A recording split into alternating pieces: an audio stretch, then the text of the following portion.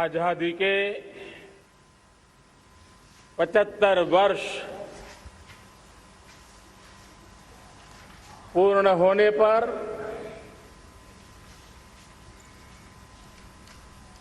देशवासियों को अनेक अनेक शुभकामनाएं, बहुत बहुत बधाई। न सिर्फ हिंदुस्तान का हर कोना, लेकिन दुनिया के हर कोने में आज किसी न किसी रूप में भारतीयों के द्वारा या भारत के प्रति अपार प्रेम रखने वालों के द्वारा विश्व के हर कोने में यह हमारा तिरंगा आन बान शान के साथ लहरा रहा है। मैं विश्व भर में फैले हुए भारत प्रेमियों को, भारतीयों को आजादी के इस अमृत महोत्सव की बहुत बहुत बधाई देता हूं। आज का ये दिवस ऐतिहासिक दिवस है। एक पुण्य पड़ाव, एक नई राह, एक नए संकल्प और नए सामर्थ्य के साथ कदम बढ़ाने का ये शुभ अवसर है।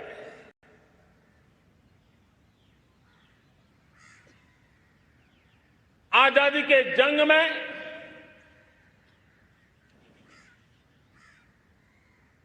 गुलामी का पूरा कालखंड संघर्ष में बीता है। हिंदुस्तान का कोई कोना ऐसा नहीं था, कोई काल ऐसा नहीं था जब देशवासियों ने सैकड़ों सालों तक गुलामी के खिलाफ जंग न किया हो, जीवन न खपाया हो, यातनाएं न झेली हो, आहुति न दी हो। आज हम सब देशवासियों के लिए ऐसे हर महापुरुष को, हर त्यागी को, हर बलिदानी को नमन करने का अवसर है, उनका ऋण स्वीकार करने का अवसर है और उनका स्मरण करते हुए उनके सपनों को जल्द से जल्द पूरा करने का संकल्प लेने का भी अवसर है।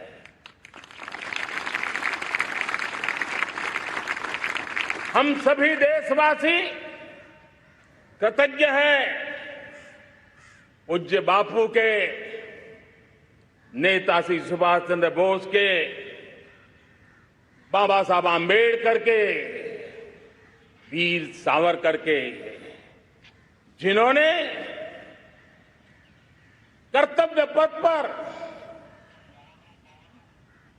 जीवन को खपा दिया। कर्तव्य पथ ही उनका जीवन पथ रहा। यह देश कृतज्ञ है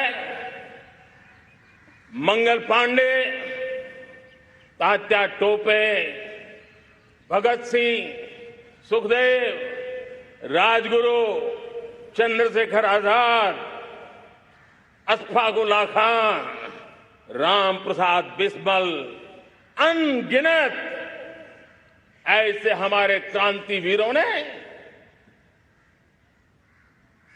अंग्रेजों की हुकूमत की नींव हिला दी थी।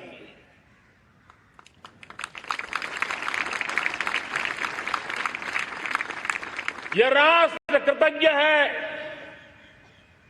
उन वीरांगनाओं के लिए,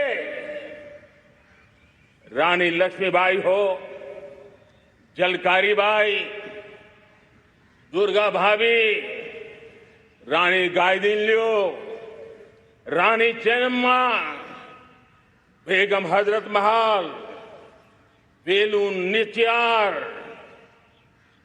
भारत की नारी शक्ति क्या होती है, भारत की नारी शक्ति का संकल्प क्या होता है, भारत की नारी त्याग और बलिदान की क्या पराकाष्ठा कर सकती है, वैसी अनगिनत वीरांगनाओं का स्मरण करते हुए हर हिंदुस्तानी गर्व से भर जाता है।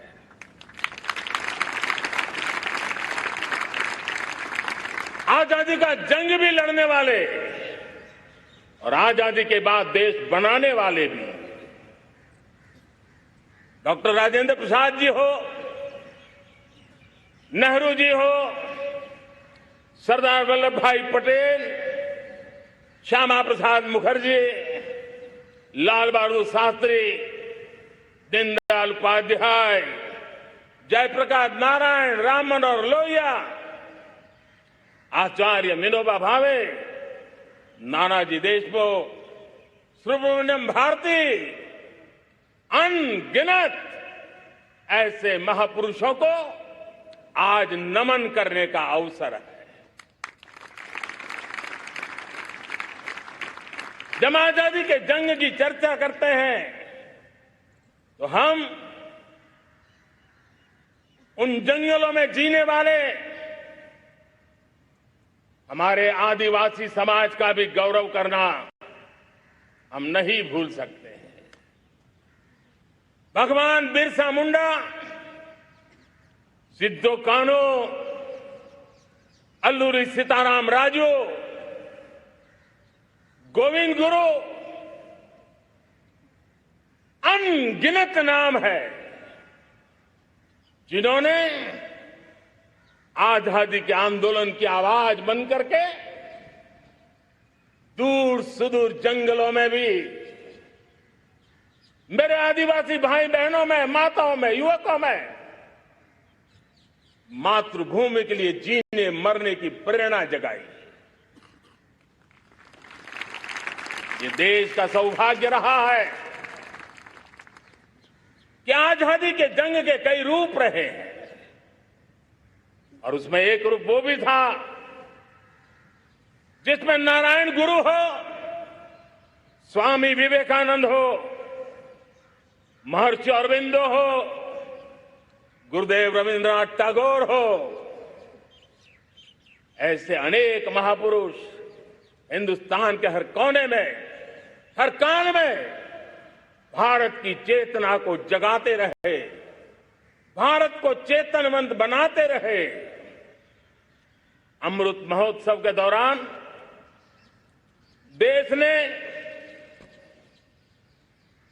पूरे एक साल से हम देख रहे हैं, 2021 में दांडी यात्रा से प्रारंभ हुआ, स्मृति दिवस को संवारते हुए हिंदुस्तान के हर जिले में, हर कोने में देशवासियों ने आजादी के अमृत महोत्सव के लक्षावधि कार्यक्रम किए हैं। शायद इतिहास में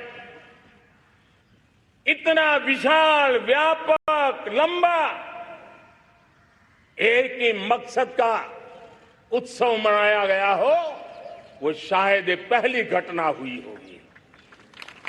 और हिंदुस्तान के हर कोने में उन सभी महापुरुषों को याद करने का प्रयास किया गया जिनको किसी न किसी कारणवश इतिहास में जगह न मिली या उनको भुला दिया गया था।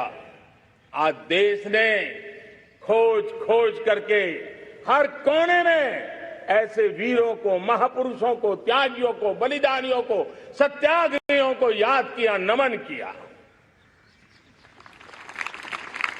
अमृत महोत्सव के दरमियान इन सभी महापुरुषों को नमन करने का अवसर रहा।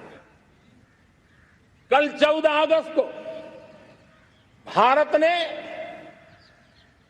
विभाजन विभीषिका स्मृति दिवस भी बड़े भारी मन से हृदय के गहरे गांवों को याद करते हुए उन कोटि कोटि जनों ने बहुत कुछ सहन किया था, तिरंगे की शान के लिए सहन किया था, मातृभूमि की मिट्टी से मोहब्बत के कारण सहन किया था और धैर्य नहीं खोया था। भारत के प्रति प्रेम ने नई जिंदगी की शुरुआत करने का उनका संकल्प नमन करने योग्य, प्रेरणा पाने योग्य है। आज जब हम आजादी का अमृत महोत्सव मना रहे हैं तो पिछले 75 साल में देश के लिए जीने मरने वाले, देश की सुरक्षा करने वाले, देश के संकल्पों को पूरा करने वाले, चाहे सेना के जवान हो, पुलिस के कर्मी हो, शासन में बैठे हुए ब्यूरोक्रेट्स हो, जनप्रतिनिधि हो, स्थानीय स्वराज की संस्थाओं के शासक प्रशासक रहे हो, राज्यों के शासक प्रशासक रहे हो, केंद्र के शासक प्रशासक रहे हो, 75 साल में इन सबके योगदान को भी आज स्मरण करने का अवसर है और देश के कोटि कोटि नागरिकों को भी, जिन्होंने 75 साल अनेक प्रकार की कठिनाइयों के बीच भी देश को आगे बढ़ाने के लिए अपने से जो हो सका वो करने का प्रयास किया है। मेरे प्यारे देशवासियों, 75 साल की हमारी ये यात्रा अनेक उतार चढ़ाव से भरी हुई है। सुख दुख की छाया मंडराती रही है और इसके बीच भी हमारे देशवासियों ने उपलब्धियां की है, पुरुषार्थ किया है, हार नहीं मानी है, संकल्पों को ओझल नहीं होने दिया है। और इसलिए, और ये भी सच्चाई है कि सैकड़ों सालों के गुलामी के कालखंड ने भारत के मन को, भारत के मानवीय की भावनाओं को गहरे घाव किए थे, गहरी चोटें पहुंचाई थी, लेकिन उसके भीतर एक जिद भी थी, एक जिजीविषा भी थी, एक जुनून भी था, एक जोम भी था। और उसके कारण अभावों के बीच में भी, उपहास के बीच में भी, और जब आजादी का जंग अंतिम चरण में था तो देश को डराने के लिए, निराश करने के लिए, हताश करने के लिए सारे उपाय किए गए थे। अगर आजादी आई, अंग्रेज चले जाएंगे तो देश टूट जाएगा, बिखर जाएंगे, लोग अंदर अंदर लड़ करके मर जाएंगे, कुछ नहीं बचेगा, अंधकार युग में भारत चला जाएगा। न जाने क्या क्या आशंकाएं व्यक्त की गई थी, लेकिन उनको पता नहीं था ये हिंदुस्तान की मिट्टी है, इस मिट्टी में वो सामर्थ्य है जो शासकों से भी परे सामर्थ्य का एक अंतर प्रभार लेकर के जीता रहा है, सदियों तक जीता रहा है। और उसी का परिणाम है, हमने क्या कुछ नहीं झेला। कभी अन्न का संकट झेला, कभी युद्ध के शिकार हो गए, आतंकवाद ने डगर डगर चुनौतियां पैदा की, निर्दोष नागरिकों को मौत के घाट उतार दिया गया, छद्म युद्ध चलते रहे, प्राकृतिक आपदाएं आती रही, सफलता विफलता, आशा निराशा, न जाने कितने पड़ाव आए हैं, लेकिन इन पड़ाव के बीच भी भारत आगे बढ़ता रहा। भारत की विविधता, जो औरों को भारत के लिए बोझ लगती थी, वो भारत की विविधता ही भारत की एक अनमोल शक्ति है, शक्ति का एक अटूट प्रवाह है। और दुनिया को पता नहीं था कि भारत के पास एक इनहेरेंट सामर्थ्य है, एक संस्कार सरिता है, एक मन मस्तिष्क का विचारों का बंधन है, और वो है भारत लोकतंत्र की जननी है, मदर ऑफ डेमोक्रेसी है। और जिनके जहन में लोकतंत्र होता है, वे जब संकल्प करके चल पड़ते हैं, वो सामर्थ्य दुनिया की बड़ी बड़ी सल्तनतों के लिए भी संकट का काल लेकर के आती है। ये मदर ऑफ डेमोक्रेसी, ये लोकतंत्र की जननी हमारे भारत ने सिद्ध कर दिया कि हमारे पास ये एक अनमोल सामर्थ्य है। मेरे प्यारे देशवासियों, 75 साल की यात्रा में आशाएं, अपेक्षाएं, उतार चढ़ाव सब कुछ के बीच में हर एक के प्रयास से हम जहां तक पहुंच पाए थे, पहुंचे थे। और 2014 में देशवासियों ने मुझे दायित्व दिया। आजादी के बाद जन्मा हुआ मैं पहला व्यक्ति था जिसको लाल किले से देशवासियों का गौरवगान करने का अवसर मिला था।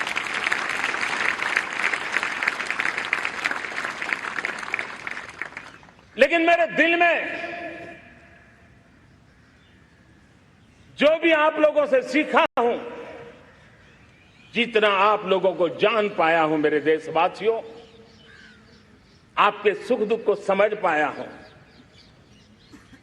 देश की आशा अपेक्षाओं के भीतर वो कौन सी आत्मा बसती है, उसको जितना मैं समझ पाया हूं, उसको लेकर के मैंने अपना पूरा कालखंड देश के उन लोगों को एम्पावर करने में खपाया।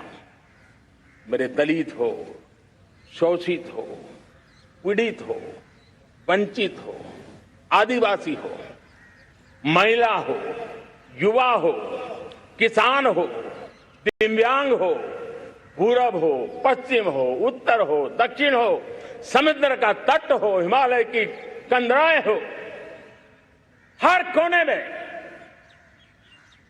महात्मा गांधी का जो सपना था आखिरी इंसान की चिंता करने का, महात्मा गांधी जी जो आकांक्षा थी अंतिम छोर पर बैठे हुए व्यक्ति को समर्थ बनाने की, मैंने अपने आप को उसके लिए समर्पित किया। और उन 8 साल का नतीजा और आजादी के इतने दशकों का अनुभव आज 75 साल के बाद जब अमृत काल की ओर कदम रख रहे हैं, अमृत काल की ये पहली प्रभात है, तब मैं एक ऐसे सामर्थ्य को देख रहा हूं और जिससे मैं गौरव से भर जाता हूं। देशवासियों, मैं आज देश का सबसे बड़ा सौभाग्य ये देख रहा हूं कि भारत का जनमन आकांक्षी जनमन है। एस्पिरेशनल सोसाइटी किसी भी देश की बहुत बड़ी अमानत होती है और हमें गर्व है कि आज हिंदुस्तान के हर कोने में, हर समाज के हर वर्ग में, हर तबके में आकांक्षाएं उफान पर है। देश का हर नागरिक चीजें बदलना चाहता है, बदलते देखना चाहता है, लेकिन इंतजार करने को तैयार नहीं है, अपनी आंखों के सामने देखना चाहता है, कर्तव्य से जुड़ करके करना चाहता है, वो गति चाहता है, वो प्रगति चाहता है। 75 साल में संजोए हुए सारे सपने अपने ही आंखों के सामने पूरा करने के लिए वो लालायित है, उत्साहित है, उतावला भी है। कुछ लोगों को इसके कारण संकट हो सकता है, क्योंकि जब एस्पिरेशनल सोसाइटी होती है तब सरकारों को भी तलवार की धार पे चलना पड़ता है, सरकारों को भी समय के साथ दौड़ना पड़ता है। और मुझे विश्वास है, चाहे केंद्र सरकार हो, राज्य सरकार हो, स्थानीय स्वराज की संस्थाएं हो, किसी भी प्रकार की शासन व्यवस्था क्यों न हो, हर किसी को इन एस्पिरेशनल सोसाइटी को एड्रेस करना पड़ेगा। उनकी आकांक्षाओं के लिए हम ज्यादा इंतजार नहीं कर सकते। हमारे इस एस्पिरेशनल सोसाइटी ने लंबे अरसे तक इंतजार किया है, लेकिन अब वो अपनी आने वाली पीढ़ी को इंतजार में जीने के लिए मजबूर करने को तैयार नहीं है। और इसलिए ये अमृत काल का पहली प्रभात हमें उस एस्पिरेशनल सोसाइटी की आकांक्षाओं को पूरा करने के लिए एक बहुत बड़ा सुनहरा अवसर देकर के आई है। मेरे प्यारे देशवासियों, हमने पिछले दिनों देखा है, एक और ताकत का हमने अनुभव किया है, और वो है भारत में एक सामूहिक चेतना का पुनर्जागरण हुआ है। एक सामूहिक चेतना का पुनर्जागरण आजादी के इतने संघर्ष में से जो अमृत था वो अब संजोया जा रहा है, संकलित हो रहा है, संकल्प में परिवर्तित हो रहा है, पुरुषार्थ की पराकाष्ठा जुड़ रही है और सिद्धि का मार्ग नजर आ रहा है। ये चेतना, मैं समझता हूं कि चेतना का जागरण, ये पुनर्जागरण, ये हमारी सबसे बड़ी अमानत है। और ये पुनर्जागरण देखिए, 10 अगस्त तक लोगों को पता तक नहीं होगा शायद कि देश के भीतर कौन सी ताकत है, लेकिन पिछले 3 दिन से जिस प्रकार से तिरंगे झंडे को लेकर के, तिरंगा की यात्रा लेकर के देश चल पड़ा है। बड़े बड़े सोशल साइंस के एक्सपर्ट्स वे भी शायद कल्पना नहीं कर सकते कि मेरे भीतर के अंदर कितने, मेरे देश के भीतर कितना बड़ा सामर्थ्य है, एक तिरंगे झंडे ने दिखा दिया है। यह पुनर्चेतना, पुनर्जागरण का पल है। ये लोग समझ नहीं पाए हैं, जब देश जनता कर्फ्यू के लिए हिंदुस्तान का हर कोना निकल पड़ता है, तब उस चेतना की अनुभूति है। जब देश ताली थाली बजा करके कोरोना वॉरियर के साथ कंधे से कंधा मिला करके खड़ा हो जाता है, तब चेतना की अनुभूति होती है। जब दिया जला करके कोरोना वॉरियर की शुभकामना देने के लिए देश निकल पड़ता है, तब उस चेतना की अनुभूति होती है। दुनिया कोरोना के कालखंड में वैक्सीन लेना या न लेना, वैक्सीन काम का है कि नहीं है, उस उलझन में जी रहा था। उस समय मेरे देश के गांव गरीब भी 200 करोड़ डोज दुनिया को चौंका देने वाला काम करके दिखा देते हैं। यही चेतना है, यही सामर्थ्य है। इस सामर्थ्य ने आज देश को एक नई ताकत दी है।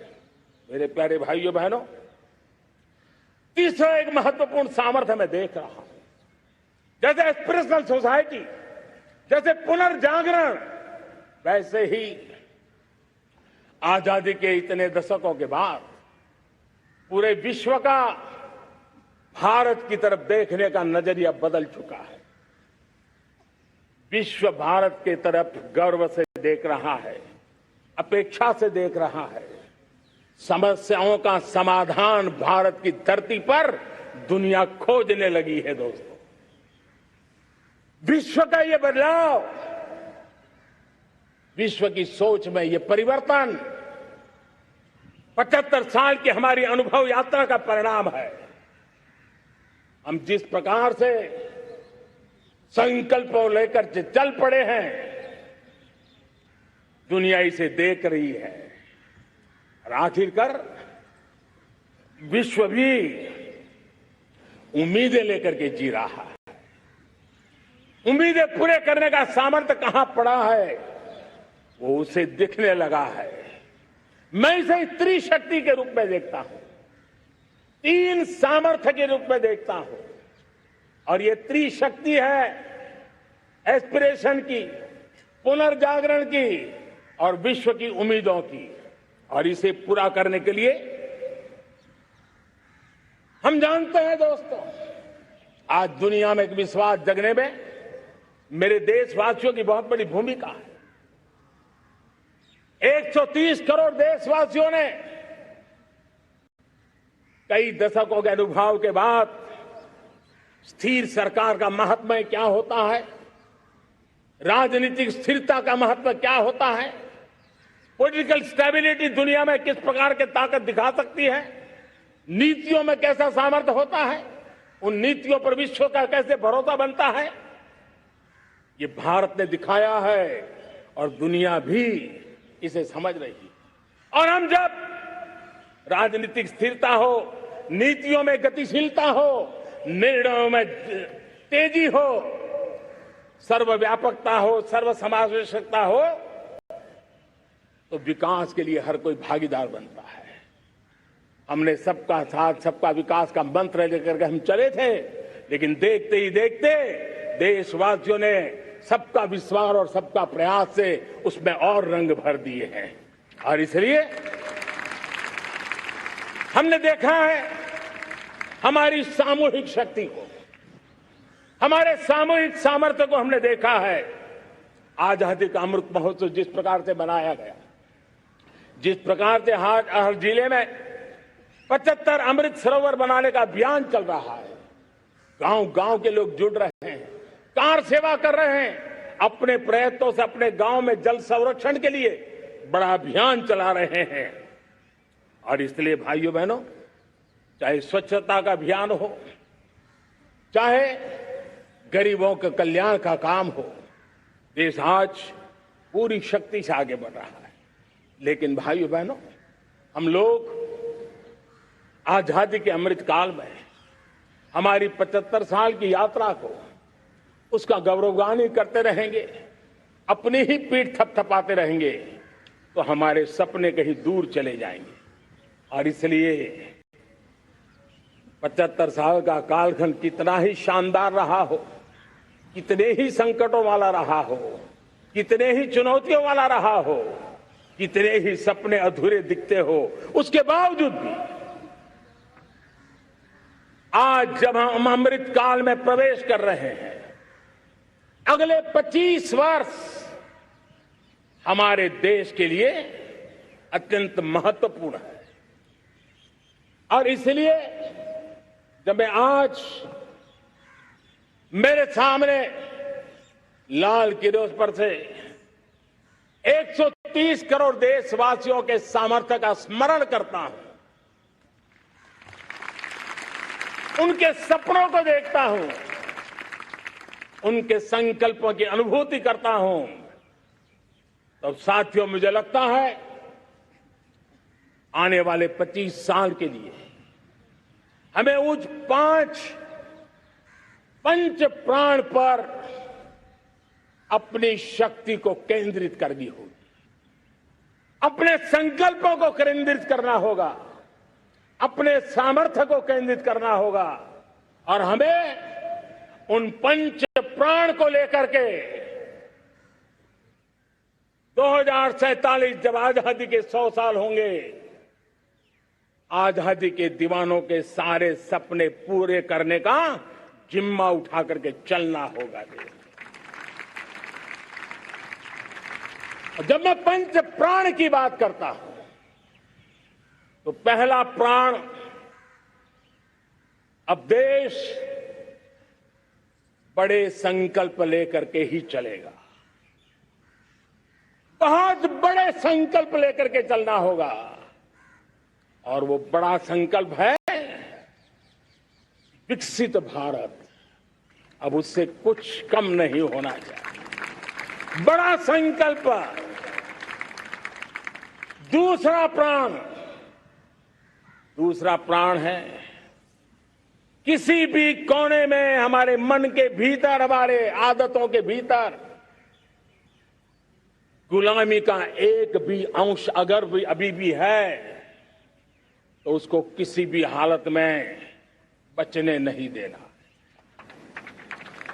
अब 100% सैकड़ों साल की गुलामी ने जहां हमें जकड़ कर रखा है, हमारे मनोभाव को बांध करके रखा हुआ है, हमारी सोच में विकृतियां पैदा करके रखी है, हमें गुलामी की छोटी चीज भी कहीं नजर आती है, हमारे भीतर नजर आती है, हमारे आसपास नजर आती है, हमें उससे मुक्ति पानी ही होगी।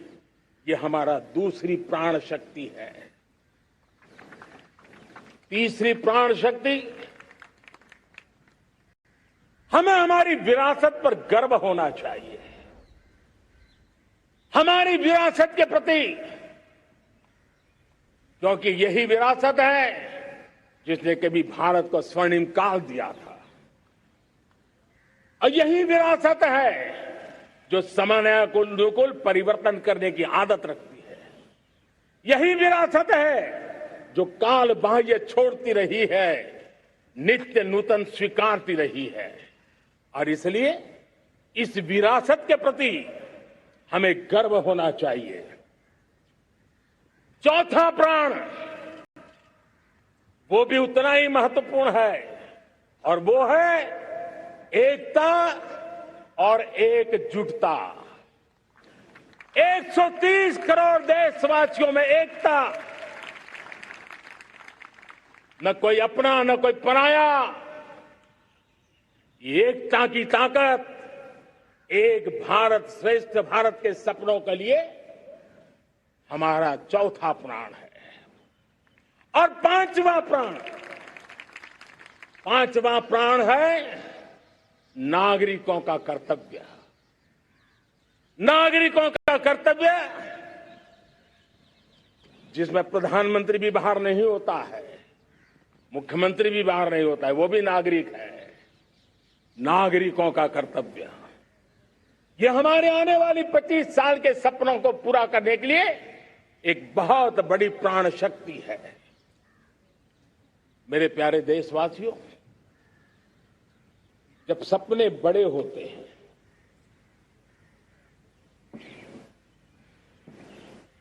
जब संकल्प बड़े होते हैं, तो पुरुषार्थ भी बहुत बड़ा होता है, शक्ति भी बहुत बड़ी मात्रा में जुट जाती है। अब कोई कल्पना कर सकता है कि देश 40-42 के कालखंड को याद कीजिए। देश उठ खड़ा हुआ था, किसी ने हाथ में झाड़ू लिया था, किसी ने तकली ली थी, किसी ने रेंटिया लिया था, किसी ने सत्याग्रह का मार्ग चुना था, किसी ने संघर्ष का मान चुना था, किसी ने क्रांति की वीरता का रास्ता चुना था। लेकिन संकल्प बड़ा था आजादी, और ताकत देखिए, बड़ा संकल्प था तो आजादी लेके रहे, हम आजाद हो गए। अगर संकल्प छोटा होता, सीमित होता, तो शायद आज भी संघर्ष करने के दिन चालू रहते। लेकिन संकल्प बड़ा था तो हमने हासिल भी किया। मेरे प्यारे देशवासियों, अब आज जब अमृत काल की पहली प्रभात है, तो हमें इस 25 साल में विकसित भारत बना के रहना है। अपनी आंखों के सामने और जो 20, 22, 25 साल के नौजवान मेरे देश के मेरे सामने हैं, मेरे देश के नौजवानों, जब देश आजादी के 100 साल मनाएगा तब आप 50-55 के हुए होंगे। मतलब आपके जीवन का ये स्वर्णिम काल, आपकी उम्र के ये 25-30 साल भारत के सपनों को पूरा करने का काल है। आप संकल्प लेकर के मेरे साथ चल पड़िए साथियों, तिरंगे झंडे की शपथ लेकर के चल पड़िए। हम सब पूरी ताकत से लगे आए। बड़ा संकल्प, मेरा देश विकसित देश होगा, डेवलप कंट्री होगा। विकास के हर पैरामीटर में हम मानव केंद्रीय व्यवस्था को विकसित करेंगे। हमारे केंद्र में मानव होगा, हमारे केंद्र में के मानव की आशा आकांक्षाएं होगी। हम जानते हैं भारत जब बड़े संकल्प करता है तो करके भी दिखाता है। जब मैंने यहां स्वच्छता की बात कही थी मेरे पहले भाषण में, देश चल पड़ा, जिससे जहां हो सका स्वच्छता की ओर आगे बढ़ा और गंदगी के प्रति नफरत एक स्वभाव बनता गया। यही तो देश है जिसने इसको करके दिखाया है और कर भी रहा है, आगे भी कर रहा है। यही तो देश है जिसने वैक्सीनेशन, दुनिया दुविधा में थी, 200 करोड़ का लक्ष्य पार कर लिया, समय सीमा में कर लिया, पुराने सारे रिकॉर्ड तोड़ के कर लिया। ये देश कर सकता है। हमने तय किया था देश को खाड़ी के तेल पर हम गुजारा करते हैं, झाड़ी के तेल की ओर कैसे बढ़े। 10% इथेनॉल ब्लेंडिंग का सपना बड़ा लगता था, पुराना इतिहास बताता था संभव नहीं है, लेकिन समय से पहले 10% इथेनॉल ब्लेंडिंग करके देश ने इस सपने को पूरा कर दिया। भाइयों बहनों, 2.5 करोड़ लोगों को इतने कम समय में बिजली कनेक्शन पहुंचाना छोटा काम नहीं था, देश ने करके दिखाया। लाखों परिवारों के घर में जल से नल, नल से जल, नल से जल पहुंचाने का काम आज देश तेज गति से कर रहा है।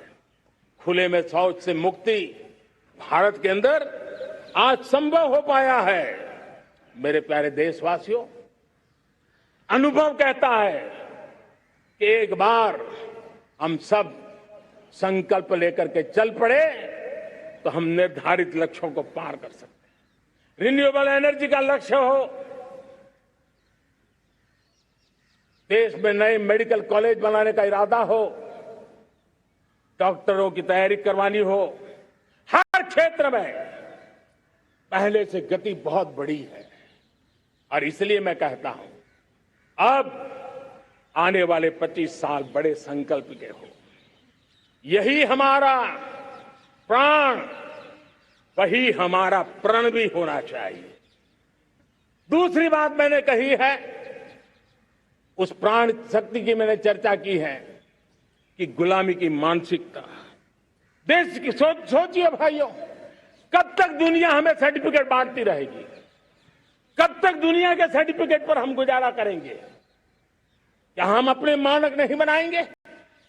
क्या 130 करोड़ का देश अपने मानकों को पार करने के लिए पुरुषार्थ नहीं कर सकता है? हमें किसी भी हालत में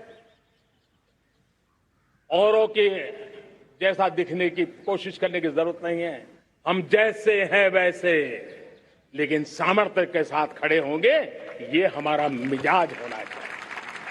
हमें गुलामी से मुक्ति चाहिए। हमारे मन के भीतर दूर दूर 7 समंदर के नीचे भी गुलामी का तत्व नहीं बच रहना चाहिए। और मैं आशा देखता हूं, जिस प्रकार से नई राष्ट्रीय शिक्षा नीति बनी है, जिस मंथन के साथ बनी है,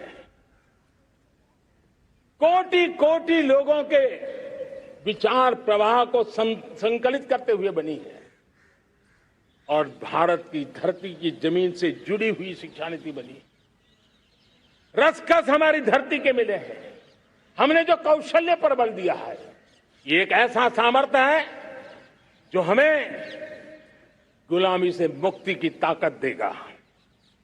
हमने देखा है कभी कभी तो हमारी टैलेंट भाषा के बंधनों में बन जाती है।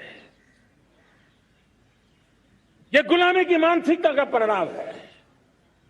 हमें हमारे देश की हर भाषा पे गर्व होना चाहिए। वो हमें भाषा आती हो या ना आती हो, लेकिन मेरे देश की भाषा है, मेरे पूर्वजों ने दुनिया को दी हुई ये भेंट सौगात है, हमें गर्व होना चाहिए। मेरे साथियों, आज डिजिटल इंडिया का रूप हम देख रहे हैं, स्टार्टअप देख रहे हैं। कौन लोग हैं? ये वो टैलेंट है जो टियर 2, टियर 3 सिटी में किसी गांव गरीब के परिवार में बसे हुए लोग हैं। ये हमारे नौजवान है जो आज नई नई खोज के साथ दुनिया के सामने आ रहे हैं। गुलामी की मानसिकता हमें उसे तिलांजलि देनी पड़ेगी, अपने सामर्थ्य पे भरोसा करना होगा। दूसरी एक बात जो मैंने कही, तीसरी मेरी प्राण शक्ति की बात है, वो है हमारी विरासत पर हमें गर्व होना चाहिए। जब हम अपनी धरती से जुड़ेंगे, जब हम अपनी धरती से जुड़ेंगे, तभी तो ऊंचा उड़ेंगे।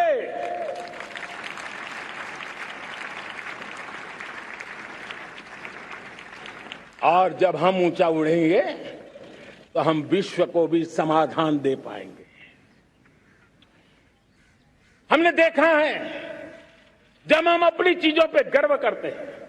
आज दुनिया होलिस्टिक हेल्थ केयर की चर्चा कर रही है, लेकिन जब होलिस्टिक हेल्थ केयर की चर्चा करती है तो उसकी नजर भारत के योग पर जाती है, भारत के आयुर्वेद पर जाती है, भारत की होलिस्टिक लाइफस्टाइल के पर जाती है।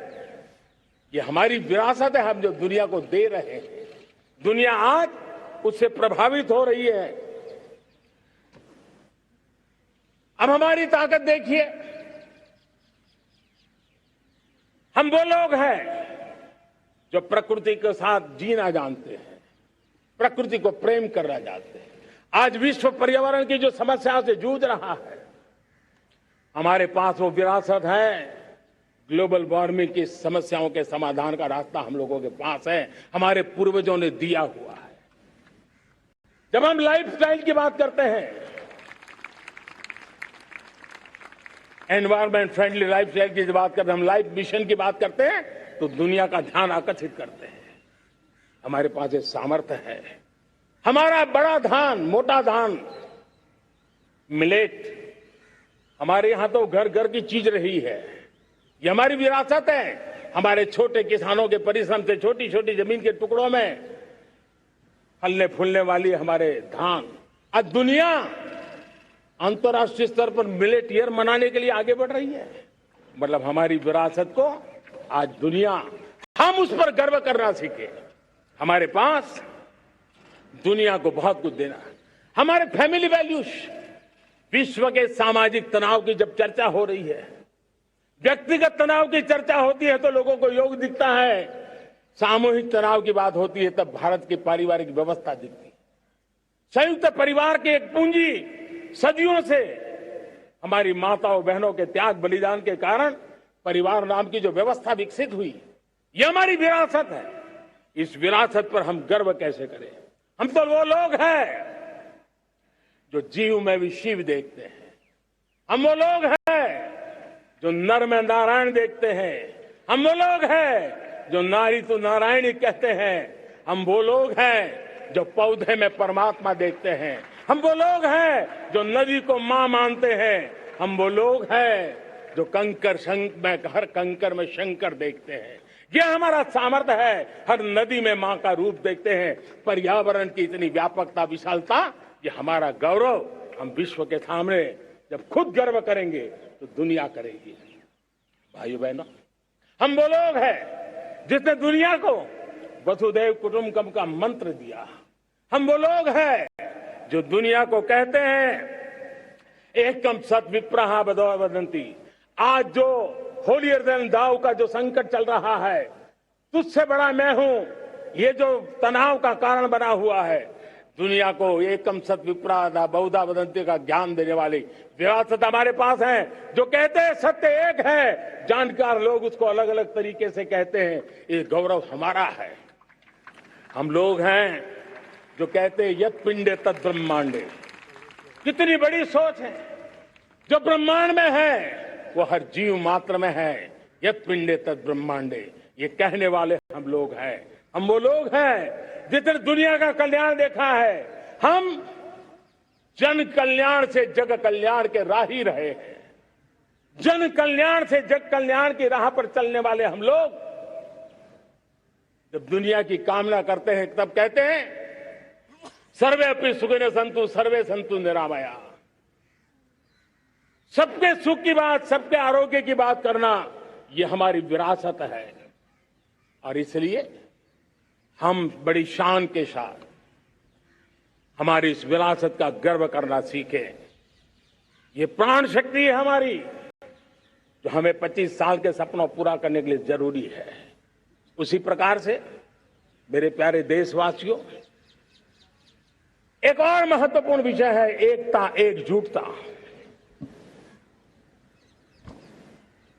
इतने बड़े देश को, उसकी विविधता को हमें सेलिब्रेट करना है। इतने पंथ परंपराएं, ये हमारे आन बान शान है। कोई नीचा नहीं, कोई ऊंचा नहीं है, सब बराबर है। कोई मेरा नहीं, कोई पराया नहीं, सब अपने हैं। ये भाव एकता के लिए बहुत जरूरी है। घर में भी एकता की नींव तभी रखी जाती है जब बेटे बेटी एक समान हो। अगर बेटे बेटी एक समान नहीं होंगे तो एकता के मंत्र नहीं गूंज सकते हैं। जेंडर इक्वलिटी हमारी एकता के लिए पहली शर्त। जब हम एकता की बात करते हैं, अगर हमारे एक ही पैरामीटर हो, एक ही मानदंड हो, जिस मानदंड को हम कहें इंडिया फर्स्ट, मैं जो कुछ भी कर रहा हूं, जो भी सोच रहा हूं, जो बोल रहा हूं, इंडिया फर्स्ट के अनुकूल है, एकता का रास्ता खुल जाएगा। दोस्त, हमें एकता से बांधने का वो मंत्र है, हमें इसको पकड़ना है। मुझे पूरा विश्वास है कि हम समाज के अंदर ऊंच नीच के भेदभावों से, मेरे तेरे के भेदभावों से हम सबकी पुजारी बने। श्रमेव जयते कहते हैं हम, श्रमिक का सम्मान, ये हमारा स्वभाव होना चाहिए। लेकिन भाइयों बहनों, मैं लाल किले से मेरी एक पीड़ा और कहना चाहता हूं। ये दर्द मैं कहे बिना नहीं रह सकता। मैं जानता हूं कि शायद लाल किले का विषय नहीं हो सकता है, लेकिन मेरे भीतर का दर्द मैं कहां कहूंगा। देशवासियों के सामने नहीं कहूंगा तो कहां कहूंगा। और वो है, किसी न किसी कारण से हमारे अंदर एक ऐसी विकृति आई है, हमारी बोलचाल में, हमारे व्यवहार में, हमारे कुछ शब्दों में, हम नारी का अपमान करते हैं।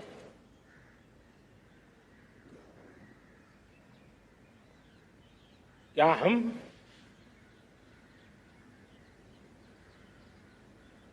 स्वभाव से, संस्कार से, रोजमर्रा की जिंदगी में नारी को अपमानित करने वाली हर बात से मुक्ति का संकल्प ले सकते हैं?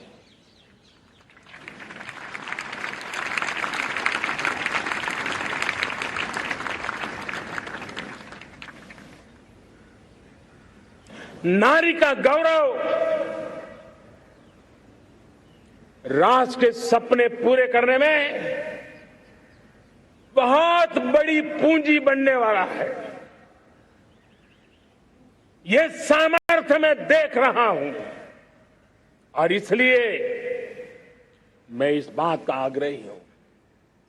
मेरे प्यारे देशवासियों, मैं 5वीं प्राण शक्ति की बात करता हूं और वो 5वीं प्राण शक्ति है नागरिक का कर्तव्य। दुनिया में जिन जिन देशों ने प्रगति की है, जिन जिन देशों ने कुछ अचीव किया है, व्यक्तिगत जीवन में भी जिसने अचीव किया है, कुछ बातें उभर करके सामने आती हैं। एक, अनुशासित जीवन। दूसरा, कर्तव्य के प्रति समर्पण।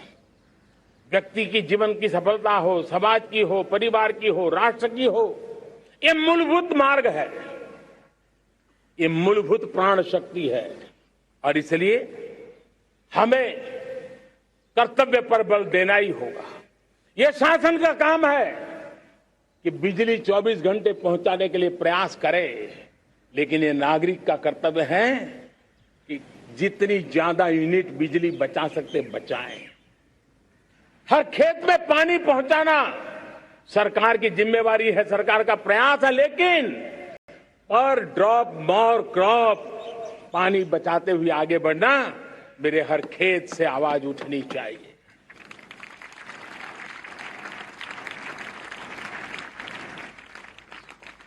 केमिकल मुक्त खेती, ऑर्गेनिक फार्मिंग, प्राकृतिक खेती, ये हमारा कर्तव्य है। साथियों, चाहे पुलिस हो या पीपल हो, शासक हो या प्रशासक हो, ये नागरिक कर्तव्य से कोई अछूता नहीं हो सकता है। हर कोई अगर नागरिक के कर्तव्यों को निभाएगा तो मुझे विश्वास है कि हम इच्छित लक्ष्य को प्राप्त करने में समय से पहले सिद्धि प्राप्त कर सकते हैं। मेरे प्यारे देशवासियों, आज महर्षि अरविंदो की जन्म जयंती भी है। मैं उस महापुरुष के चरणों में नमन करता हूं, लेकिन हमें उस महापुरुष को याद करना होगा जिन्होंने कहा था, स्वदेशी से स्वराज, स्वराज से सुराज। ये उनका मंत्र है। हम सबको सोचना होगा कि हम कब तक दुनिया के और लोगों पर निर्भर रहेंगे। क्या हमारे देश का अन्न की आवश्यकता हो, हम आउटसोर्स कर सकते हैं क्या? जब देश ने तय कर लिया कि हमारा पेट हम खुद भरेंगे, देश ने करके दिखाया कि नहीं दिखाया? एक बार संकल्प लेते हैं तो होता है दोस्त। और इसलिए आत्मनिर्भर भारत, ये हर नागरिक का, हर सरकार का, समाज के हर इकाई का ये दायित्व बन जाता है। ये आत्मनिर्भर भारत, ये सरकारी एजेंडा, सरकारी कार्यक्रम नहीं है। ये समाज का जन आंदोलन है जिसे हमें आगे बढ़ाना है। मेरे साथियों, आज जब ये बात हमने सुनी, आजादी के 75 साल के बाद जिस आवाज को सुनने के लिए हमारे कान तरस रहे थे, 75 साल के बाद वो आवाज सुनाई दी है। 75 साल के बाद लाल किले पर से तिरंगे को सलामी देने का काम पहली बार मेड इन इंडिया तोप ने किया है। कौन हिंदुस्तानी होगा जिसको ये बात, एक आवाज उसे नई प्रेरणा, ताकत नहीं दी? और इसलिए मेरे प्यारे भाई बहनों, मैं आज मेरे देश के सेना के जवानों का हृदय से अभिनंदन करना चाहता हूं। मेरी आत्मनिर्भर की बात को संगठित स्वरूप में, साहस के स्वरूप में मेरी सेना के जवानों ने, सेना नायकों ने जिस जिम्मेवारी के साथ कंधे पे उठाया है, मैं उनको जितनी सैल्यूट करूं उतनी कम है दोस्तों। उनको आज मैं सलाम करता हूं, क्योंकि सेना का जवान मौत को मुट्ठी में लेकर के चलता है। मौत और जिंदगी के बीच में कोई फासला ही नहीं होता है, और तब बीच में वो डट करके खड़ा होता है और वो मेरा सेना का जवान तय करे कि हम 300 ऐसी चीजों अब लिस्ट करते हैं जो हम विदेश से नहीं लाएंगे हमारे देश की। ये संकल्प छोटा नहीं है। मुझे इस संकल्प में भारत के आत्मनिर्भर भारत के उज्जवल भविष्य के वो बीज मैं देख रहा हूं जो इस सपने को वटवृक्ष में परिवर्तित करने वाले हैं। सैल्यूट, सैल्यूट मेरे सेना के अधिकारियों को, सैल्यूट।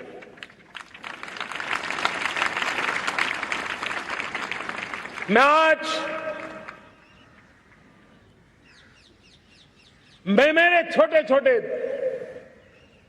बालकों को 5 साल 7 साल की आयु के बालक, उनको भी सैल्यूट करना चाहता हूं, उनको भी सलाम करना चाहता हूं। जब देश के सामने चेतना जगी, मैंने सैकड़ों परिवारों से सुना है 5-5, 7 साल के बच्चे घर में कह रहे हैं कि अब हम विदेशी खिलौने से नहीं खेलते। 5 साल का बच्चा घर में विदेशी खिलौने से नहीं खेलेंगे, ये जब सब संकल्प करता है ना, तब आत्मनिर्भर भारत उसकी रगों में दौड़ता है। आप देखिए, पीएलआई स्कीम 1 लाख करोड़ रुपया दुनिया के लोग हिंदुस्तान में अपना नसीब आजमाने आ रहे हैं, टेक्नोलॉजी लेकर के आ रहे हैं, रोजगार के नए अवसर बना रहे हैं। भारत मैन्युफैक्चरिंग हब बनता जा रहा है, आत्मनिर्भर भारत की बुनियाद बना रहा है। आज इलेक्ट्रॉनिक गुड्स मैन्युफैक्चरिंग हो, मोबाइल फोन का मैन्युफैक्चरिंग हो, आज देश बहुत तेजी से प्रगति कर रहा है। जब हमारा ब्रह्मोस दुनिया में जाता है, कौन हिंदुस्तानी होगा जिसका मन आसमान को न छूता होगा। दोस्तों, आज हमारी मेट्रो कोचेज, हमारी वंदे भारत ट्रेन विश्व के लिए आकर्षण बन रहा है।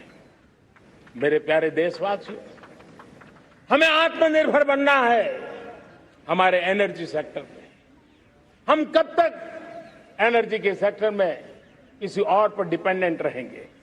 और हमें सोलार का क्षेत्र हो, विंड एनर्जी का क्षेत्र हो, रिन्यूएबल के और भी जो रास्ते हो, मिशन हाइड्रोजन हो, बायोफ्यूल की कोशिश हो, इलेक्ट्रिक व्हीकल पर जाने की बात हो, हमें आत्मनिर्भर बन करके इन व्यवस्थाओं को आगे बढ़ाना होगा। मेरे प्यारे देशवासियों, आज प्राकृतिक खेती भी आत्मनिर्भर का एक मार्ग है। फर्टिलाइजर से जितनी ज्यादा मुक्ति, आज देश में नैनो फर्टिलाइजर के कारखाने की नई आशा लेकर के आए हैं। लेकिन प्राकृतिक खेती, केमिकल फ्री खेती आत्मनिर्भर को ताकत दे सकती है। आज देश में रोजगार के क्षेत्र में ग्रीन जॉब के नए नए क्षेत्र बहुत तेजी से खुल रहे हैं। भारत ने नीतियों के द्वारा स्पेस को खोल दिया है। ड्रोन की बहुत दुनिया में सबसे प्रगतिशील पॉलिसी लेकर के आए हैं। हमने देश के नौजवानों के लिए नए द्वार खोल दिए हैं। मेरे प्यारे भाइयों बहनों, मैं प्राइवेट सेक्टर को भी आह्वान करता हूं, आइए हमें विश्व में छा जाना है। आत्मनिर्भर भारत का ये भी सपना है कि दुनिया को भी जो आवश्यकताएं हैं उसको पूरा करने में भारत पीछे नहीं जाएगा। हमारे लघु उद्योग हो, सूक्ष्म उद्योग हो, कुटीर उद्योग हो, जीरो डिफेक्ट जीरो इफेक्ट हमें उस करके हमें दुनिया में जाना होगा। हमें स्वदेशी पर गर्व करना होगा। मेरे प्यारे देशवासियों, हम बार बार लाल बहादुर शास्त्री जी को याद करते हैं। जय जवान जय किसान का उनका मंत्र आज भी देश के लिए प्रेरणा है। बाद में अटल बिहारी वाजपेयी जी ने जय विज्ञान कह करके उसमें एक कड़ी जोड़ दी थी और देश ने उसको प्राथमिकता दी थी। लेकिन अब अमृतकाल के लिए एक और अनिवार्यता है और वो है जय अनुसंधान। जय जवान जय किसान जय विज्ञान जय अनुसंधान, इनोवेशन। और मुझे मेरे देश की युवा पीढ़ी में भरोसा है। इनोवेशन की ताकत देखिए। आज हमारा यूपीआई, भीम, हमारा डिजिटल पेमेंट, फिनटेक की दुनिया में हमारा स्थान आज विश्व में रियल टाइम 40% अगर डिजिटल फाइनेंशियल का ट्रांजैक्शन होता है तो मेरे देश में हो रहा है। हिंदुस्तान ने ये करके दिखाया है। मेरे प्यारे देशवासियों, अब हम 5G के दौर की ओर कदम रख रहे हैं। बहुत दूर इंतजार नहीं करना होगा, हम कदम मिलाने वाले हैं। हम ऑप्टिकल फाइबर गांव-गांव में पहुंचा रहे हैं। डिजिटल इंडिया का सपना गांव से गुजरेगा, ये मुझे पूरी जानकारी है। आज मुझे खुशी है, हिंदुस्तान के 4 लाख कॉमन सर्विस सेंटर्स गांवों में विकसित हो रहे हैं। गांव के नौजवान बेटे बेटियां कॉमन सर्विस सेंटर चला रही हैं। देश गर्व कर सकता है कि गांव के क्षेत्र में 4 लाख डिजिटल एंटरप्रेन्योर का तैयार होना और सारी सेवाएं गांव के लोग उनके यहां लेने के लिए आदी बन जाए, ये अपने आप में टेक्नोलॉजी हब बनने की भारत की जो ताकत है। मेरे प्यारे देशवासियों, ये जो डिजिटल इंडिया का मूवमेंट है, जो सेमीकंडक्टर की ओर हम कदम मांड रहे हैं, 5G की ओर कदम मांड रहे हैं, ऑप्टिकल फाइबर का नेटवर्क बिछा रहे हैं, ये सिर्फ आधुनिकता की पहचान ऐसा नहीं है। 3 बड़ी ताकतें इसके अंदर समाहित है। शिक्षा में आमूलचूल क्रांति, ये डिजिटल माध्यम से आने वाली है। स्वास्थ्य सेवाओं में आमूलचूल क्रांति डिजिटल से आने वाली है। कृषि जीवन में भी बहुत बड़ा बदलाव डिजिटल से आने वाला है। एक नया विश्व तैयार हो रहा है। भारत उसे आगे बढ़ाने के लिए, और मैं साफ देख रहा हूं दोस्तों, ये डेकेड मानव जात के लिए टेकेड का समय है, टेक्नोलॉजी का डेकेड है। भारत के लिए तो ये टेकेड जिसका मन टेक्नोलॉजी से जुड़ा हुआ है, आईटी की दुनिया में भारत ने अपना एक लोहा बनवा लिया है, तो ये टेकेड का सामर्थ्य भारत के प्यास है। हमारा अटल इनोवेशन मिशन, हमारे इंक्यूबेशन सेंटर, हमारे स्टार्टअप एक नया पूरा क्षेत्र का विकास कर रहे हैं। युवा पीढ़ी के लिए नए अवसर लेकर के आ रहे हैं। स्पेस मिशन की बात हो, हमारा डीप ओशन मिशन की बात हो, समुद्र की गहराई में जाना हो या हमें आसमान को छूना हो, ये नए क्षेत्र हैं जिसको लेकर के हम आगे बढ़ रहे हैं। मेरे प्यारे देशवासियों, हम इस बात को न भूलें, और भारत ने सदियों से देखा हुआ है, जैसे देश में कुछ नमूना रूप कामों की जरूरत होती है, कुछ बड़ी बड़ी ऊंचाइयों की जरूरत होती है, लेकिन साथ साथ धरातल पर मजबूती बहुत आवश्यक होती है। भारत की आर्थिक विकास की संभावनाएं धरातल की मजबूती से जुड़ी हुई है, और इसलिए हमारे छोटे किसान, उनका सामर्थ्य, हमारे छोटे उद्यमी, उनका सामर्थ्य, हमारे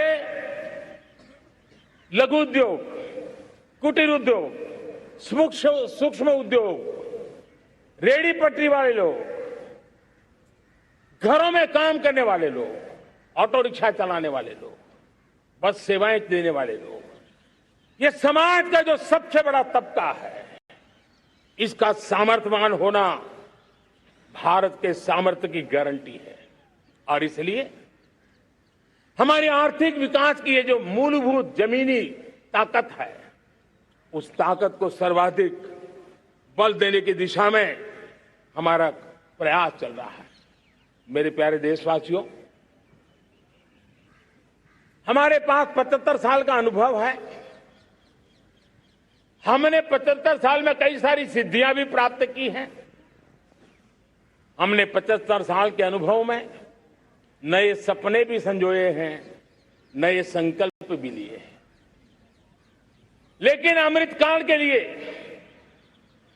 हमारे मानव संसाधन का ऑप्टिमम आउटकम कैसे हो, हमारी प्राकृतिक संपदा का ऑप्टिमम आउटकम कैसे हो, इस लक्ष्य को लेकर के हमें चलना है।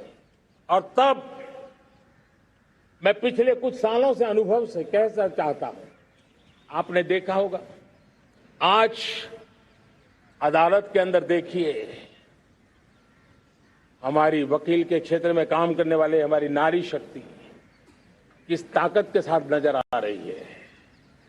आप ग्रामीण क्षेत्र में जनप्रतिनिधि के रूप में देखिए, हमारी नारी शक्ति किस मिजाज से, समर्पित भाव से अपनी गांवों की समस्याओं को सुलझाने में लगी हुई है। आज ज्ञान का क्षेत्र देख लीजिए, विज्ञान का क्षेत्र देख लीजिए, हमारे देश की नारी शक्ति सिरमौर नजर आ रही है। आज हम पुलिस में देखें, हमारी नारी शक्ति लोगों की सुरक्षा की जिम्मेवारी उठा रही है। हम जीवन के हर क्षेत्र में देखें, खेलकूद का मैदान देखें या युद्ध की भूमि देखें, भारत की नारी शक्ति एक नए सामर्थ्य, नए विश्वास के साथ आगे आ रही है। मैं इसको भारत की 75 साल की जो यात्रा में जो योगदान है, उसमें अब कई गुना योगदान आने वाले 25 साल में मैं मेरी नारी शक्ति का देख रहा हूं, मेरी माताओं बहनों का, मेरी बेटियों का देख रहा हूं। और इसलिए ये सारे हिसाब किताब से ऊपर है, सारे आपके पैरामीटर से अतिरिक्त है। हम इस पर जितना ध्यान देंगे, हम जितने ज्यादा अवसर हमारी बेटियों को देंगे, जितनी सुविधाएं हमारी बेटियों के लिए केंद्रित करेंगे, आप देखना वो हमें बहुत कुछ लौटा करके देगी। वो देश को इस ऊंचाई पर ले जाएगी। इस अमृत काल में जो सपने पूरे करने में जो मेहनत लगने वाली है, अगर हमारी नारी शक्ति की मेहनत जुड़ जाएगी, व्यापक रूप से जुड़ जाएगी, तो हमारी मेहनत कम होगी, हमारा समय सीमा भी कम हो जाएगी, हमारे सपने और तेजस्वी होंगे, और ओजस्वी होंगे, और दैदीप्यमान होंगे। और इसलिए आइए साथियों, हम जिम्मेवारियों को लेकर आगे बढ़े। मैं आज भारत के संविधान के निर्माताओं का भी धन्यवाद करना चाहता हूं, तो उन्होंने जो हमें फेडरल स्ट्रक्चर दिया है, उसके स्पिरिट को बनाते हुए, उसकी भावनाओं का आदर करते हुए हम कंधे से कंधा मिला करके इस अमृत काल में चलेंगे, तो सपने साकार होकर के रहेंगे। कार्यक्रम भिन्न हो सकते हैं, कार्यशैली भिन्न हो सकती है, लेकिन संकल्प भिन्न नहीं हो सकते। राष्ट्र के लिए सपने भिन्न नहीं हो सकते। आइए हम एक ऐसे युग के अंदर आगे बढ़े। मुझे याद है, जब मैं गुजरात का मुख्यमंत्री था, केंद्र में हमारे विचार की सरकार नहीं थी, लेकिन मेरे गुजरात में हर जगह पे मैं एक ही मंत्र लेके चलता था कि भारत के विकास के लिए गुजरात का विकास, भारत का विकास हम कहीं पर भी हो, हम सबके मन मस्तिष्क में रहना चाहिए। हमारे देश के कई राज्य हैं जिन्होंने देश को आगे बढ़ाने में बहुत भूमिका अदा की है, नेतृत्व किया है, कई क्षेत्रों में उदाहरण काम किए हैं। ये हमारे फेडरलिज्म को ताकत देते हैं। लेकिन आज समय की मांग है कि हमें कोऑपरेटिव फेडरलिज्म के साथ साथ कोऑपरेटिव कॉम्पिटिटिव फेडरलिज्म की जरूरत है। हमें विकास की स्पर्धा की जरूरत है। हर राज्य को लगना चाहिए वो राज्य आगे निकल गया, मैं इतनी मेहनत करूंगा, मैं आगे निकल जाऊंगा। उसने ये 10 अच्छे काम किए हैं, मैं 15 अच्छे काम करके दिखाऊंगा। उसने 3 साल में पूरा किया है, मैं 2 साल में करके दिखाऊंगा। हमारे राज्यों के बीच में, हमारी सर्विस सरकार की सभी इकाइयों के बीच में वो स्पर्धा का वातावरण चाहिए जो हमें विकास की नई ऊंचाइयों पर ले जाने के लिए प्रयास करे। मेरे प्यारे देशवासियों, इस 25 वर्ष का अमृतकाल के लिए जब हम चर्चा करते हैं, तब मैं जानता हूं चुनौतियां अनेक हैं, मर्यादाएं अनेक हैं, मुसीबतें भी हैं, बहुत कुछ है। हम इसको कम नहीं आंकते हैं, रास्ते खोजते हैं, लगातार कोशिश कर रहे हैं। लेकिन 2 विषयों को तो मैं यहां आज चर्चा करना चाहता हूं। चर्चा अनेक विषयों पर हो सकती है, लेकिन मैं अभी समय की सीमा के कारण 2 विषयों पर चर्चा करता हूं। और मैं मानता हूं हमारे इन सारी चुनौतियों को कारण, विकृतियों के कारण, बीमारियों के कारण इस 25 साल का अमृतकाल, उस पर शायद अगर हमने समय रहते नहीं चेते, समय रहते समाधान नहीं किए, तो वो ये विकराल रूप ले सकते हैं।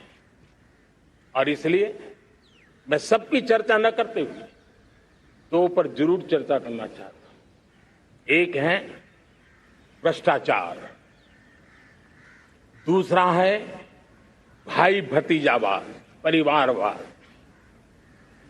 भारत जैसे लोकतंत्र में जहां लोग गरीबी से जूझ रहे हैं,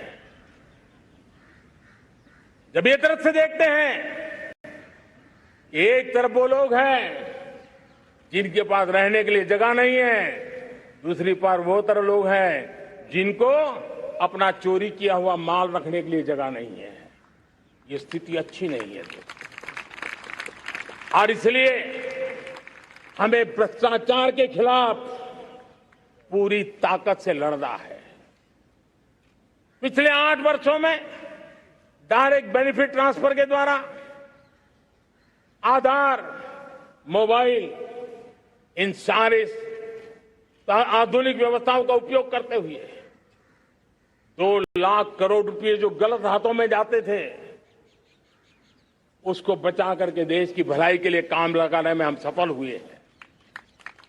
जो लोग पिछली सरकारों में बैंकों को लूट लूट करके भाग गए, उनकी संपत्तियां जब्त कर करके वापस लाने की कोशिश कर रहे हैं। कईयों को जेलों में जीने के लिए मजबूर करके रखा हुआ है। हमारी कोशिश है जिन्होंने देश को लूटा है उनको लौटाना पड़े, वो स्थिति हम पैदा करेंगे। भाइयों बहनों, अब भ्रष्टाचार के खिलाफ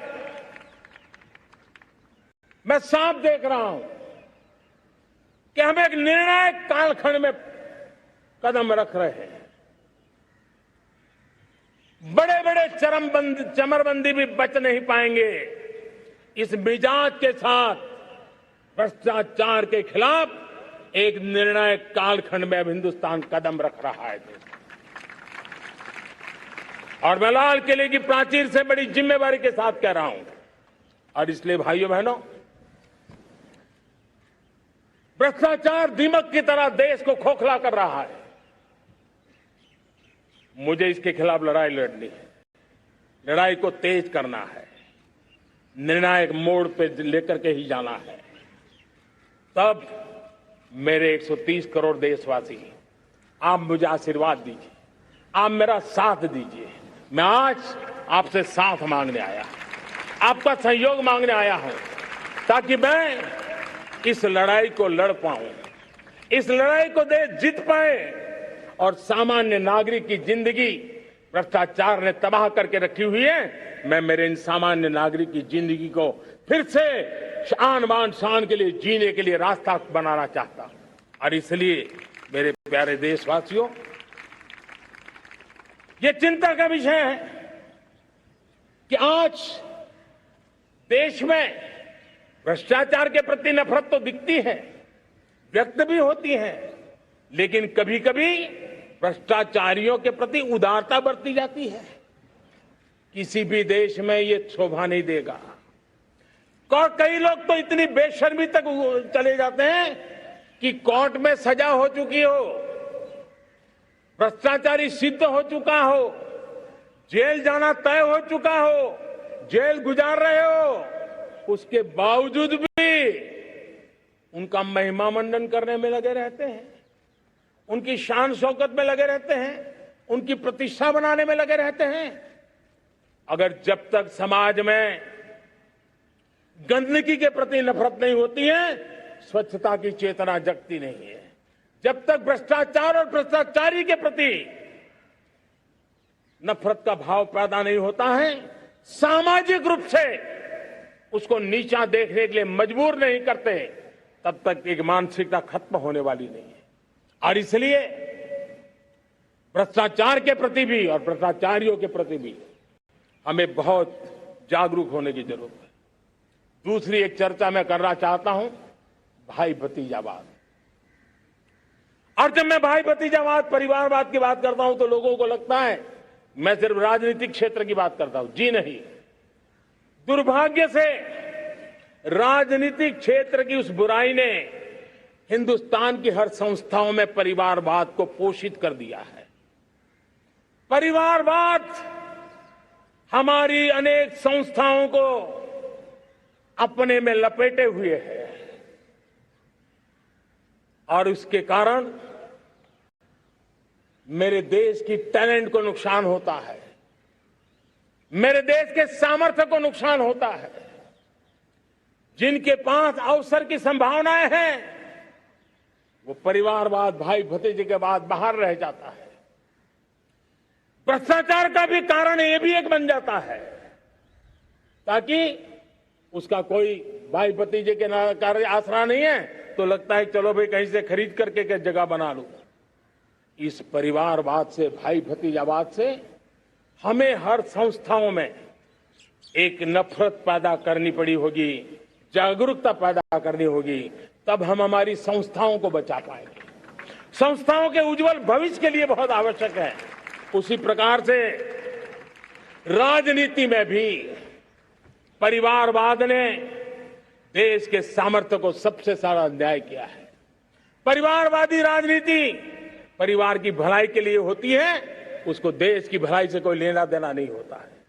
और इसलिए लाल किले की प्राचीर से तिरंगे झंडे के आन बान शान के नीचे भारत के संविधान का स्मरण करते हुए मैं देशवासियों को खुले मन से कहना चाहता हूं, आइए हिंदुस्तान के राजनीति के शुद्धिकरण के लिए भी, हिंदुस्तान की सभी संस्थाओं के शुद्धिकरण के लिए भी हमें देश को इस परिवारवादी मानसिकता से मुक्ति दिला करके योग्यता के आधार पर देश को आगे ले जाने की ओर बढ़ना होगा। यह अनिवार्यता है, वरना हर किसी का मन कुंठित रहता है कि मैं उसके लिए योग्य था, मुझे नहीं मिला क्योंकि मेरा कोई चाचा, मामा, पिता, दादा, दादी, नाना, नानी कोई वहां थे नहीं। ये मनस्थिति किसी भी देश के लिए अच्छी नहीं। मेरे देश के नौजवानों, मैं आपके उज्जवल भविष्य के लिए, आपके सपनों के लिए, मैं भाई भतीजावाद के खिलाफ लड़ाई में आपका साथ चाहता हूं। परिवारवादी राजनीति के खिलाफ लड़ाई में मैं आपका साथ चाहता हूं। ये संवैधानिक जिम्मेवारी मानता हूं मैं, ये लोकतंत्र की जिम्मेवारी मानता हूं मैं, ये लाल किले के प्राचीर से कही गई बात की ताकत में मानता हूं और इसलिए मैं आज आपका अवसर चाहता हूं। हमने देखा पिछले दिनों खेलों में, ऐसा तो नहीं है कि देश के पास पहले प्रतिभाएं नहीं रही होंगी, ऐसा तो नहीं है कि खेलकूद की दुनिया में हिंदुस्तान के नौजवान, हमारे बेटे बेटियां कुछ कर नहीं सकते, लेकिन सिलेक्शन भाई भतीजेवाद की चैनल से गुजरते थे और उसके कारण वो खेल के मैदान तक, उस देश तक तो पहुंच जाते थे। जीत हार से उन्हें लेना देना नहीं था, लेकिन जब ट्रांसपेरेंसी आई, योग्यता के आधार पर खिलाड़ियों का चयन होने लगा, पूर्ण पारदर्शिता से खेल के मैदान में सामर्थ्य का सम्मान होने लगा। आज देखिए दुनिया में खेल के मैदान में भारत का तिरंगा फहरता है, भारत का राष्ट्रगान गाया जाता है, गर्व होता है और परिवारवाद से मुक्ति होती है, भाई भतीजावाद से मुक्ति होती है, तो ये नतीजे आते हैं। मेरे प्यारे देशवासियों, ये ठीक है, चुनौतियां बहुत हैं। अगर इस देश के सामने करोड़ों संकट है तो करोड़ों समाधान भी है, और मेरा 130 करोड़ देशवासियों पर भरोसा है। 130 करोड़ देशवासी निर्धारित लक्ष्य के साथ, संकल्प के प्रति समर्पण के साथ, जब 130 करोड़ देशवासी एक कदम आगे रखते हैं ना, तो हिंदुस्तान 130 करोड़ कदम आगे बढ़ जाता है। इस सामर्थ्य को लेकर के हमने आगे बढ़ना है। इस अमृत काल में, जब ये अमृत काल की पहली बेला है, पहली प्रभात है, हमें आने वाले 25 साल को एक पल भी भूलना नहीं है। एक एक दिन, समय का प्रत्येक क्षण, जीवन का प्रत्येक कण मातृभूमि के लिए जीना, और तभी आजादी के दीवानों को हमारी सच्ची श्रद्धांजलि होगी। तभी 75 साल तक देश को यहां तक पहुंचाने में जिन जिन लोगों ने योगदान किया, उनका पुण्य स्मरण हमें काम आएगा। मैं देशवासियों से आग्रह करते हुए, नई संभावनाओं को संजोते हुए, नए संकल्पों को पार करते हुए, आगे बढ़ने का विश्वास लेकर के आज अमृत काल का आरंभ करते हैं। आजादी का अमृत महोत्सव अब अमृत काल की दिशा में पलट चुका है, आगे बढ़ चुका है। तब इस अमृत काल में सबका प्रयास अनिवार्य है, सबका प्रयास ही परिणाम लाने वाला है। टीम इंडिया की भावना ही देश को आगे बढ़ने वाली है। 130 करोड़ देशवासियों की ये टीम इंडिया एक टीम के रूप में आगे बढ़ करके सारे सपनों को साकार करेंगी। इसी पूरे विश्वास के साथ मेरे साथ बोलिए, जय हिंद, जय हिंद, जय हिंद, भारत माता की, भारत माता की, भारत माता की, वंदे वंदे वंदे। बहुत बहुत धन्यवाद।